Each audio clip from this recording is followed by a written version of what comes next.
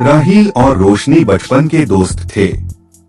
उनका रिश्ता अनमोल था, एक आरामदायक सहज दोस्ती जिसे उनके आसपास हर कोई देखता था। लेकिन जब वे अपनी 20 की शुरुआत में आए तो उनकी दोस्ती की सतह के नीचे एक नया अनकहा तनाव घुलने लगा। राहील अपने सहज आकर्षण और अटूट नजर से रोशनी के प्यार में पड़ गया था। रोशनी खूबसूरत और दृढ़ स्वतंत्र राहील के लिए कुछ महसूस करती थी, लेकिन एक लगातार आशंका उसे रोके रखती थी। राहील के अपनी भावनाओं को व्यक्त करने के प्रयासों का रोशनी की ओर से आगे बढ़ने और पीछे हटने के नाजुक नृत्य से सामना हुआ। वह उसे बताता कि वह उसके लिए कितनी मायने रखती है, कि उसके बिना उसकी दुनिया कितनी अधूरी है, और उसकी आंखें नम हो जाती, उसके गालों पर लाली छा जाती। वह उसका हाथ पकड़ता और वह तुरंत पीछे नहीं हटती। लेकिन फिर जैसे ही उसे लगता कि वह आगे बढ़ रहा है, वह एक सूक्ष्म दूरी बना लेती। राहील, हम इतने अच्छे दोस्त हैं, वह कहती। उसकी आवाज कोमल लेकिन दृढ़ होती। मैं इसे बिगाड़ना नहीं चाहती। वह बहस करने की कोशिश करता, यह समझाने की कोशिश करता कि प्यार उनकी दोस्ती को और गहरा कर सकता है, लेकिन वह बस उदासी से मुस्कुराती और बात बदल देती। यह कभी हाँ कभी ना का एक निरंतर चक्र था, जो राहील को आशावान और पूरी तरह से भ्रमित कर देता था। वह हर बातचीत, हर नजर को समझने में रातें गुजारता, एक निश्चित उत्तर की तलाश में, एक संकेत की तलाश में कि उसका डर उसके स्नेह से कम शक्तिशाली था। रोशनी की झिझक उदासीनता से पैदा नहीं हुई थी, बिल्कुल इसके विपरीत। वह राहील की परवाह उससे ज्यादा करती थी जितना वह दिखाती थी। उसने उसकी दयालुता, उसकी वफादारी और उसकी आंखों में सच्चा स्नेह देखा। लेकिन उसके पिछले अनुभव, सूक्ष्म दिल टूटने और टूटे रिश्तों को देखने ने उसमें असुरक्षा का गहरा डर पैदा कर दिया था। प्यार के आगे झुकने का विचार, किसी को उसे चोट पहुंचाने की शक्ति देने का विचार डरावना था। वह अपनी स्वतंत्रता, अपनी सावधानी से बनाई गई भावनात्मक सीमाओं को महत्व देती थी।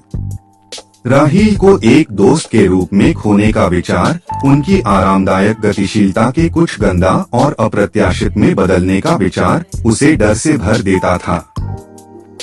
वह अक्सर खुद को राहील के साथ एक जीवन के बारे में दिवास्वप्न में पाती थी, हंसी, साझा सपनों और शांत आराम से भरा जीवन। लेकिन फिर डर अंदर घुस आता, संदेह और चिंताएं फुसफुसाता। क्या वह वास्तव में अपने दिल से उस पर भरोसा कर सकती थी? क्या वह दर्द को सहन कर सकती थी अगर यह काम नहीं करता? इन सवालों ने उसे परेशान किया, जिससे वह लालसा और आशंका के बीच झूलती रहती थी।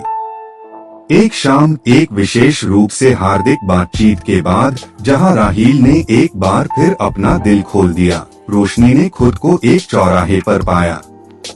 राहील, उसकी आवाज में एक कच्ची ईमानदारी थी। उसने उसे बताया, रोशनी, मैं अनुमान लगाना जारी नहीं रख सकता।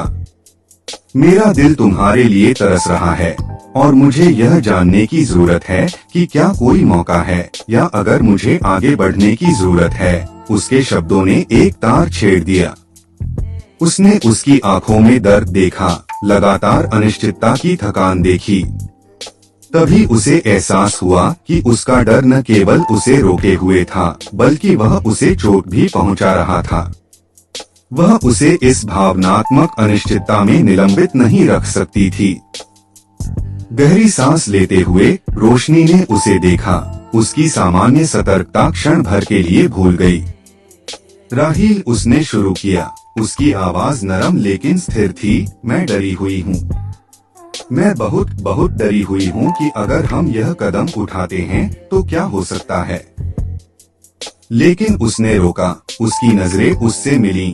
मैं एक ऐसे जीवन से भी ज्यादा डरी हुई हूँ जहाँ तुम नहीं हो, उस तरह से नहीं जैसे तुम वास्तव में होने के लायक हो। राहील की आंखों में आशा की एक चमक जगी। यह अभी तक हाँ नहीं था, लेकिन यह उसकी भावनाओं और उसके डर को स्वीकार करने के सबसे करीब थी। वह समझ गया। वह हमेशा से जानता था कि उसकी अनिच्छा केवल अरुचि से कहीं ज्यादा गहरी चीज से उपजी थी। चलो एक साथ डरें, रोशनी, उसने कहा। उसका हाथ पकड़ते हुए उसका स्पर्श कोमल था। हमें किसी भी चीज में कूदने की जरूरत नहीं है। हम इसे धीरे धीरे एक एक कदम करके और इसे एक साथ समझ सकते हैं। रोशनी इस बार पीछे नहीं हटी।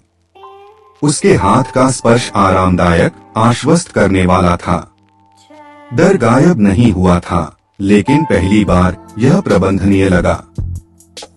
कभी हाँ कभी ना, पूरी तरह से खत्म नहीं हुआ था, लेकिन हाँ अब थोड़ा और जोर से, थोड़ा और स्पष्ट हो गया था। एक ऐसी यात्रा का वादा कर रहा था जिस पर वे अंततः एक साथ चलेंगे।